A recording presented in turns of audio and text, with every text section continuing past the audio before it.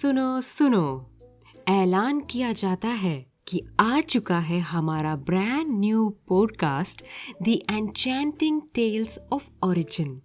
एक रहस्य से भरी हुई सीरीज जो ले जाएगी आपको एक अलग ही दुनिया में, और उसे आप सुन सकते हैं किसी भी प्लेटफॉर्म पर, स्पॉटिफाई, एप्पल पॉडकास्ट, गाना, सावन, अमेजॉन म्यूजिक और हाँ, हमारी वेबसाइट पर। Just go to www.storywithsneha.com and enjoy. Believe me, you don't want to miss it. और अब सुनते हैं एक जायकेदार कहानी। एक हरी भरी पहाड़ी पर एक अच्छा सा नगर बसा हुआ था। सुंदर घर, साफ गलियां। एक दिन वहां 2 मुसाफिर आए। पुराने मैले से कपड़े थे, जूते कुछ फटे हुए, हालत कुछ अच्छी नहीं थी उनकी। एकदम थके हारे वो उस नगर में पहुंचे। दोपहर का वक्त था, लोग अपने अपने घरों में थे। उन दोनों को बहुत भूख लगी थी, लेकिन खाने के लिए कुछ था ही नहीं उनके पास। उन्होंने एक दरवाजा खटखटाया। अंदर से एक औरत आई और उसने पूछा, क्या चाहिए? एक मुसाफिर ने कहा, हम बहुत दूर से चलकर आ रहे हैं, बहुत भूख लगी है। कुछ होगा आपके पास जिससे मिटे हमारी भूख और प्यास? औरत ने उन्हें ऊपर से नीचे तक देखा और एक बुरा सा चेहरा बनाकर कहा, कुछ नहीं है, और ऐसा कहकर दरवाजा बंद कर दिया। वो दोनों एक दूसरे घर में गए। दरवाजा खटखटाया तो एक बच्चा बाहर आया।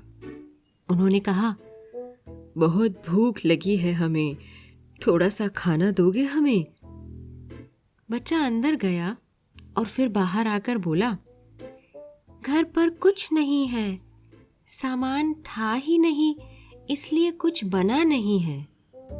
और बोलकर उसने भी दरवाजा बंद कर लिया। वो दोनों बेचारे निराश होकर एक कुएं के पास जाकर बैठ गए। कुछ देर की खामोशी के बाद उनमें से एक मुसाफिर बोला, अगर सच में यहाँ के लोगों के पास खाने को कुछ नहीं तो ये अच्छी बात नहीं। हमें कुछ करना चाहिए, इन लोगों की भूख का भी हल ढूंढना चाहिए। और फिर वो दोनों कुएं के ऊपर खड़े होकर जोर से बोले, हम हैं शहर से आए 2 बढ़िया बावर्ची, अगर दे दे कोई एक बड़ा सा घड़ा तो अभी बना देंगे एक खास शोरबा, बिना सामान, बिना कड़छी। उनकी पुकार सुनकर एक दरवाजा खुला और एक आदमी सर पर एक बड़ा सा घड़ा लेकर निकला। वो उनके पास आकर बोला, ये लो, घड़ा तो है मेरे पास। उन दोनों मुसाफिरों ने वही कुछ लकड़ियां जलाकर आग बना ली और उस घड़े में डाल दिया कुएं से पानी। पानी उबलने लगा, धुआं उठने लगा। धीरे धीरे उत्सुक होकर लोग अपने घरों से बाहर आने लगे। जब मुसाफिर ने देखा कि लोग आ रहे हैं तो उसने नीचे से एक साधारण सा गोल पत्थर उठाकर उस घड़े में डाल दिया और बोला, हाथों में है जादू हमारे, ऐसा लजीज स्वादिष्ट पत्थर का शोरबा बनाएंगे कि आप सब कटोरियां चाटते रह जाएंगे। फिर दूसरा मुसाफिर कुछ चिंतित होते हुए पहले मुसाफिर से बोला, लेकिन हमारे पास वो खास सामग्री तो नहीं है यहाँ। कैसे बनेगा वो असाधारण शोरबा अगर नहीं मिली वो सामग्री यहाँ? बात तो तुम्हारी सही है, कहाँ मिलेगी? बस एक छोटी सी गाजर हमें। लगता है बिना बनाए ही जाना पड़ेगा यहाँ से हमें। कि तभी एक छोटी सी बच्ची बोली, मेरे पास है एक गाजर, इससे एक काम चल जाए अगर। अरे यही तो है जो हमें चाहिए था, बस अब मिल जाए एक आलू भी तो पत्थर का शोरबा आज बन ही जाएगा। और गाजर उन्होंने उस घड़े में डाल दी। तभी एक आदमी धीरे से बोला, आलू शायद होगा मेरे पास।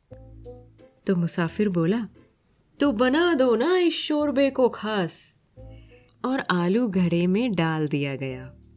मुसाफिर फिर बोला, कुछ भी थोड़ा सा जो है किसी के पास, डाल दो इस घड़े में, बना देंगे हम पत्थर का शोरबा खास। और फिर एक एक करके उसमें थोड़ा थोड़ा सामान डलने लगा। एक दूसरे को देखकर सब एक छोटी चीज उस घड़े में डालने लगे। पता है क्या क्या? काका भी ले आए एक आलू, बोले ये डाले तो मैं भी डालूं। काकी जो मुंह बनाकर थी चली, उन्होंने भी डाल दी एक फली। तभी दुकान से आए बनिया और डाल दिया थोड़ा सा धनिया। चंदू लाया एक टमाटर और चिंकी लाई कुछ दाने मटर। किसी ने डाल दी प्याज बड़ी तो किसी ने डाली एक मिर्ची हरी।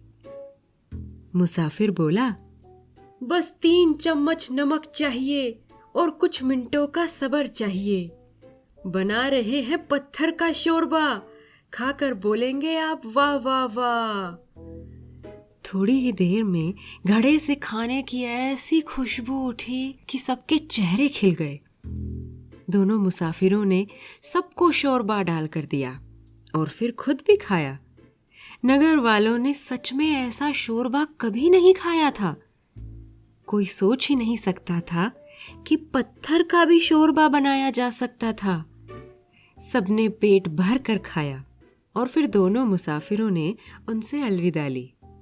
जाते जाते वो बोला, अगर फिर खाना हो किसी को शोरबा ऐसे वाला, तो याद रहे हमने क्या क्या डाला। कुछ भी हो जो थोड़ा सा सबके पास, बस वही डालकर बना लेना शोरबा खास। तभी एक बच्चा बोला, और पत्थर? मुसाफिर हंसकर बोला, हाँ हाँ वो भी, अरे वही तो है असली सामग्री। तो बच्चों, क्या लगता है आपको, क्या था वो खास इंग्रेडिएंट, वो खास सामग्री जिसने बना दिया था उस शोरबे को इतना स्वादिष्ट? क्या वो सच में पत्थर था या कुछ और? बताना जरूर मुझे, मैं आपके जवाब का इंतजार करूंगी।